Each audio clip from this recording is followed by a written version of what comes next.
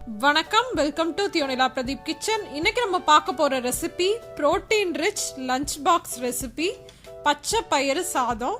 இந்த பச்சை பயிறு சாதம் வந்து ரொம்ப சுலபமாக பண்ணிடலாம். நம்ம பருப்பு சாதம் பண்ணுற மாதிரியே தான், ஆனால் இதோட டேஸ்ட்டு இன்னும் ரொம்ப சூப்பராக இருக்கும். இப்போ வாங்க இது எப்படி பண்ணுறதுன்னு பார்க்கலாம்.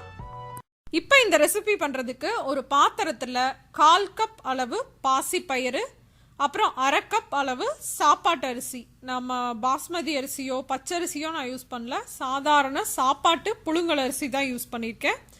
இதை நல்லா கழுவி எடுத்துக்கலாம்.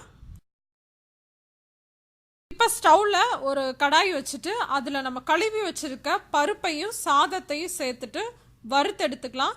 இந்த மாதிரி செய்கிறனால நல்லா வந்து உங்கள் பருப்பு சாதம் நல்ல வாசனையாகவும் ரொம்ப டேஸ்ட்டாகவும் இருக்கும். அதுக்கு வந்து ஒரு 1/4 டீஸ்பூன் அளவு நெய் சேர்த்து நல்லா வறுத்து எடுத்துக்கோங்க.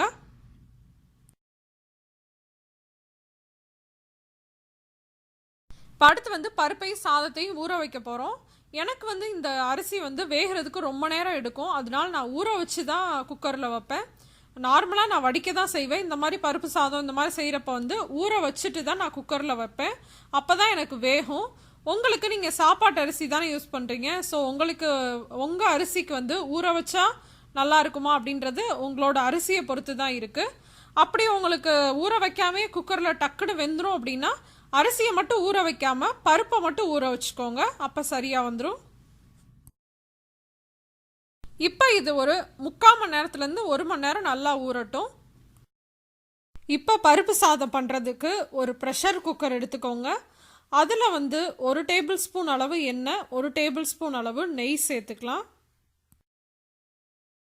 அடுத்து இதில் தாளிக்கிறதுக்கு ஒரு 1/4 டீஸ்பூன் அளவு கடுகு, 1/2 டீஸ்பூன் அளவு சீரகம், ஒரு 10 மிளகு, ஒரே ஒரு வரமிளகா போட்டு தாளிச்சுக்கலாம். அடுத்து 2 பச்சை மிளகா 2ஆக கீறினது, சின்ன பூண்டாக இருக்கனால நான் ஒரு 6 பல்லு பூண்டு எடுத்திருக்கேன். அப்புறம் ஒரு கொத்து கருவேப்பிலை. இது எல்லாத்தையுமே சேர்த்துட்டு ஒரு 1 நிமிஷத்துக்கு அதை வதக்கிக்கலாம். இப்போ நீளமான இருக்குன்னா ஒரு பெரிய வெங்காயம் சேர்த்துக்கலாம். சேர்த்துட்டு அதை நல்லா வதக்கிக்கலாம். வதக்கிறப்ப தேவையான அளவு உப்பு சேர்த்துட்டு வதக்கிக்கோங்க.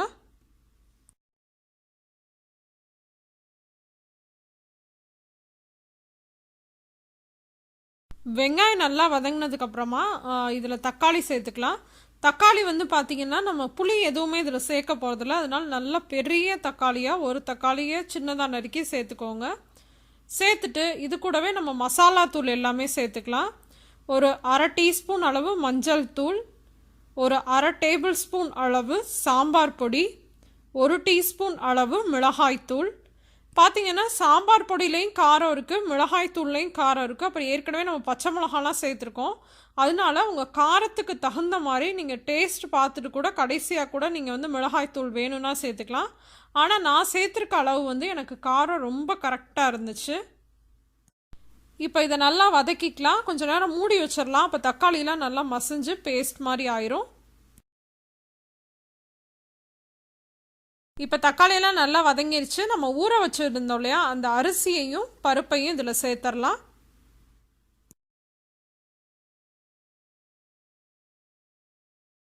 அரிசியையும் பருப்பையும் நல்லா மசாலாவோட கலந்து விட்டதுக்கப்புறமா அதில் நம்ம தண்ணி சேர்த்துடலாம்.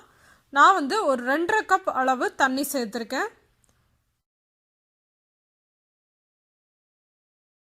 தண்ணி சேர்த்துட்டு நல்லா கலந்து விட்டுட்டு டேஸ்ட் பாருங்கள். உங்களுக்கு உப்பு உரப்பு பத்தலை அப்படின்னா இந்த ஸ்டேஜில் சேர்த்துக்கலாம். நான் தேவையான அளவு உப்பும், அப்புறம் கடைசியாக வந்து நிறைய மல்லி இலை, பருப்பு சாதத்துக்கே வந்து மல்லி இலை சேர்த்திங்கன்னா ரொம்ப டேஸ்ட்டாக இருக்கும். அதனால் நிறைய மல்லி இலை சேர்த்துக்கோங்க. சேர்த்துட்டு தண்ணியெல்லாம் நல்லா கொதிக்கட்டும்.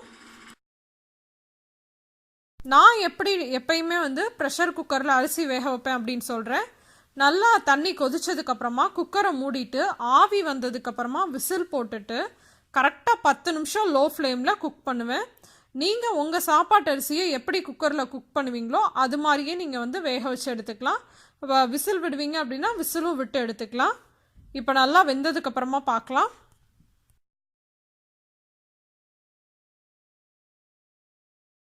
ப்ரெஷர்லாம் அடங்கிடுச்சு. குக்கரை நம்ம ஓப்பன் பண்ணிடலாம்.